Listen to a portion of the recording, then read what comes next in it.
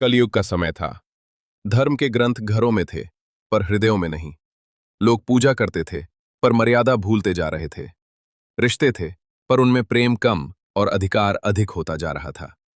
उसी कालखंड में ये कथा घटित हुई, जिसे स्वयं श्री कृष्ण ने उदाहरण बनाकर समझाया कि जब पत्नी या पति में से कोई भी वश की भावना से संबंध निभाता है, तब वह अनजाने में महापाप का मार्ग चुन लेता है।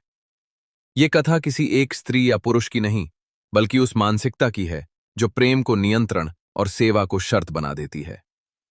हिमालय की तलहटी में बसी एक समृद्ध नगरी थी, सुवर्णपुर। वहां के लोग धर्मप्रिय, सत्यनिष्ठ और भगवान श्री कृष्ण के अनन्य भक्त थे। उसी नगरी में एक प्रतिष्ठित व्यापारी रहता था, धर्मदत्त। उसका एकमात्र पुत्र था, सुमेध। सुमेध बचपन से ही शांत, विनम्र और करुणामय स्वभाव का था। उसे धन से अधिक धर्मप्रिय था। वह प्रतिदिन प्रातःकाल श्री कृष्ण का स्मरण करता, गौओं को चारा देता और माता पिता की सेवा को ही अपना धर्म मानता। समय आने पर उसका विवाह हुआ मृणालिनी से।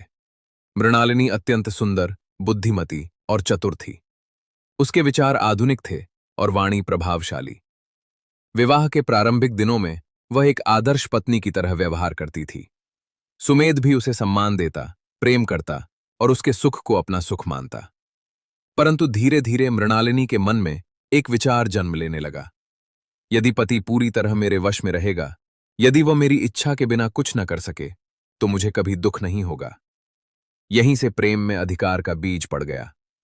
मृणालिनी ने कभी ऊंची आवाज में आदेश नहीं दिए, उसने झगड़े नहीं किए। उसने चुना भावनात्मक नियंत्रण का मार्ग। जब सुमेध मंदिर जाता, वह उदास हो जाती। जब वो माता पिता से मिलने जाता, वो चुप हो जाती। जब वो दान करता, वो कहती, घर की जिम्मेदारी केवल मेरी है क्या? धीरे धीरे मौन दंड बन गया, आंसू हथियार और प्रेम एक शर्त।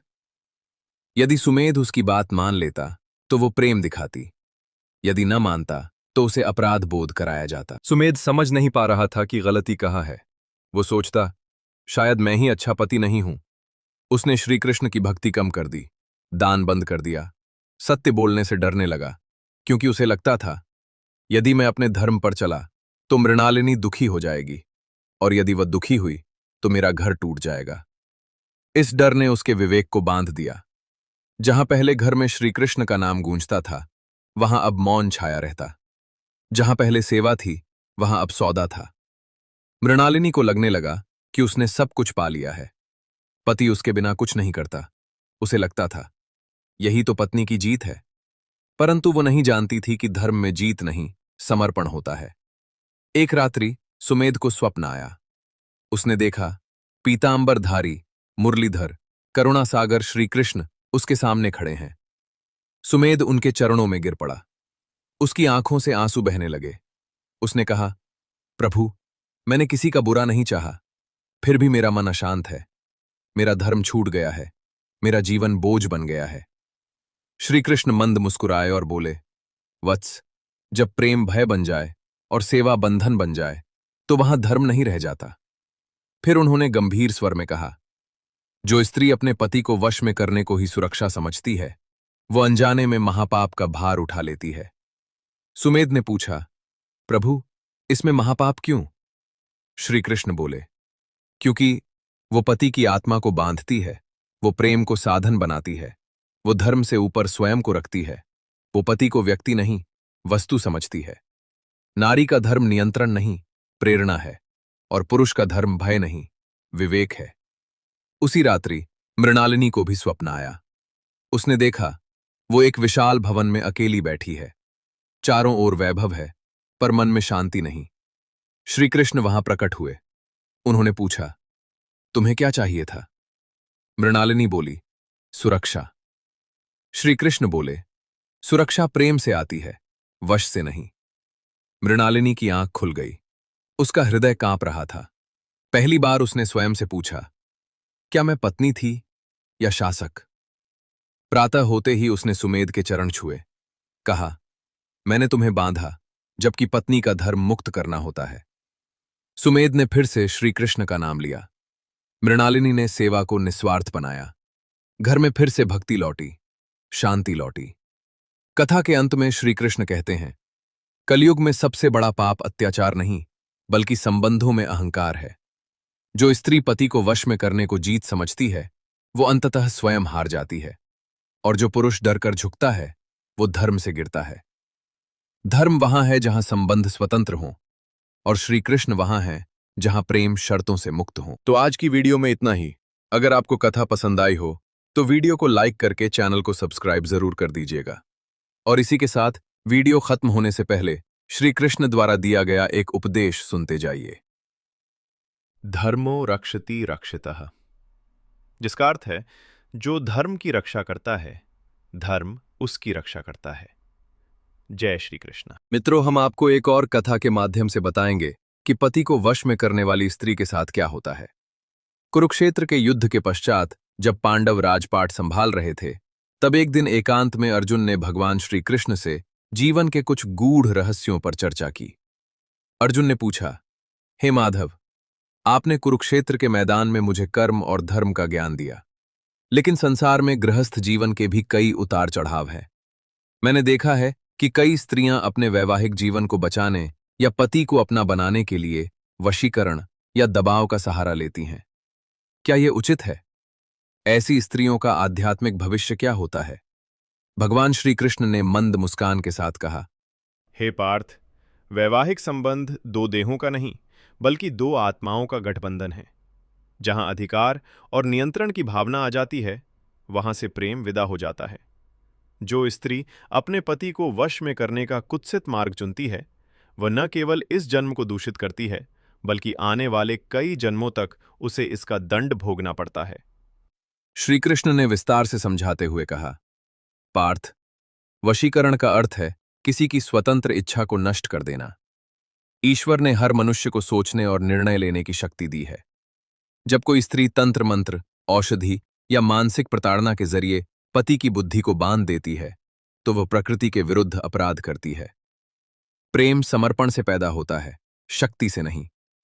जो स्त्री सोचती है कि वह जड़ी बूटियों या टोटकों से पति को अपना गुलाम बना लेगी, वो वास्तव में एक जीवित लाश के साथ रह रही होती है। वो पुरुष उस स्त्री से प्रेम नहीं करता, बल्कि उसकी बुद्धि भ्रमित हो जाती है। ऐसी स्थिति में उस घर की लक्ष्मी रुष्ट हो जाती है और वहां दरिद्रता और कलह का वास होने लगता है। भगवान ने एक प्राचीन कथा सुनाई, जिसमें एक रानी ने राजा को वश में करने के लिए एक मायावी दासी से औषधि ली थी। उस औषधि के प्रभाव से राजा रानी की हर बात तो मानने लगा, लेकिन उसकी अपनी निर्णय लेने की क्षमता समाप्त हो गई। राज्य में अराजकता फैल गई, शत्रु ने आक्रमण कर दिया और राजा असहाय होकर मारा गया। वो रानी, जिसने पति को वश में किया था, अंततः एकाकी और अपमानित जीवन जीने को विवश हुई। श्री कृष्ण बोले, पार्थ, जो स्त्री अपने पति को पशु की तरह बांधना चाहती है, उसे अगले जन्म में स्वयं पशु योनि में जाना पड़ता है, जहां वो दूसरों के इशारों पर नाचती है। शास्त्रों के अनुसार कर्म कभी पीछा नहीं छोड़ता। श्री कृष्ण ने बताया कि जो स्त्रियां वशीकरण जैसे पाप कर्मों में लिप्त होती हैं, उन्हें मृत्यु के बाद तामिस्र नामक नरक की यातनाएं झेलनी पड़ती हैं। वहां उन्हें वही पीड़ा दी जाती है जो उन्होंने अपने पति की आत्मा को दी थी। परतंत्रता, ऐसी स्त्री का अगला जन्म अत्यंत कठिन होता है। उसे ऐसे परिवार में जन्म लेना पड़ता है जहां उसे बोलने की स्वतंत्रता नहीं होती। दासी योनि, कई पुराणों में उल्लेख है कि पति को नियंत्रित करने की इच्छा रखने वाली स्त्री अगले जन्म में दासी या ऐसी सेवक बनती है जिसे हर क्षण दूसरों के आदेशों का पालन करना पड़ता है। शारीरिक कष्ट, औषधि या तंत्र का प्रयोग करने वाली स्त्रियों को अगले जन्म में गंभीर रोगों का सामना करना पड़ता है। अर्जुन ने पूछा, हे केशव, तो फिर एक स्त्री अपने पति का प्रेम और आदर कैसे प्राप्त करे? भगवान ने उत्तर दिया, हे कुंती पुत्र, स्त्री शक्ति का स्वरूप है। उसे किसी तंत्र की आवश्यकता नहीं है। शील और स्वभाव, एक स्त्री का मधुर व्यवहार और उसका धैर्य बड़े से बड़े पत्थर दिल पुरुष को पिघला सकता है। सेवा भाव, सेवा का अर्थ दास्ता नहीं, बल्कि देखभाल है। जो स्त्री अपने पति के सुख दुख में उसकी साथी बनती है, वो स्वतः ही उसके हृदय पर राज करती है। सत्य और मर्यादा, छल से प्राप्त किया गया सुख क्षणिक है, लेकिन धर्म के मार्ग पर चलकर प्राप्त किया गया सम्मान जन्मों जन्मों तक रहता है। देवी सावित्री का उदाहरण देखो, जिन्होंने अपनी बुद्धिमत्ता और पतिव्रता धर्म से यमराज तक को परास्त कर दिया। उन्होंने सत्यवान को वश में नहीं किया था, बल्कि उनके प्रति अपने प्रेम को इतना पवित्र बनाया कि काल को भी झुकना पड़ा। श्री कृष्ण कहते हैं कि कलयुग में लोग धैर्य खो देंगे। स्त्रियां और पुरुष दोनों ही एक दूसरे पर प्रभुत्व जमाना चाहेंगे। छोटे छोटे झगड़ों में लोग तांत्रिकों और गलत परामर्शदाताओं के पास जाएंगे। लेकिन याद रखना, जो कोई भी परिवार को तोड़ने या किसी की बुद्धि को बांधने का कार्य करेगा, उसे प्रकृति कभी क्षमा नहीं करेगी। यदि कोई स्त्री अपने पति को वश में करने के लिए किसी नकारात्मक ऊर्जा का सहारा लेती है, तो उसके संतान पर भी इसका बुरा प्रभाव पड़ता है। उस घर में जन्म लेने वाली संतानें अक्सर मानसिक रूप से कमजोर या विद्रोही होती हैं।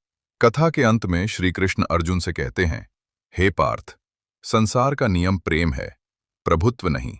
पति और पत्नी को एक दूसरे का पूरक होना चाहिए, न कि एक दूसरे का स्वामी या दास। जो स्त्री भक्ति, प्रेम और विश्वास के मार्ग को चुनती है, वह न केवल इस लोक में सुखी रहती है, बल्कि मृत्यु के पश्चात वैकुंठ को प्राप्त करती है। भक्तों, श्री कृष्ण की ये बातें हमें सिखाती हैं कि रिश्तों में कभी भी शॉर्टकट या गलत रास्तों का चुनाव नहीं करना चाहिए। वशीकरण एक आध्यात्मिक अपराध है।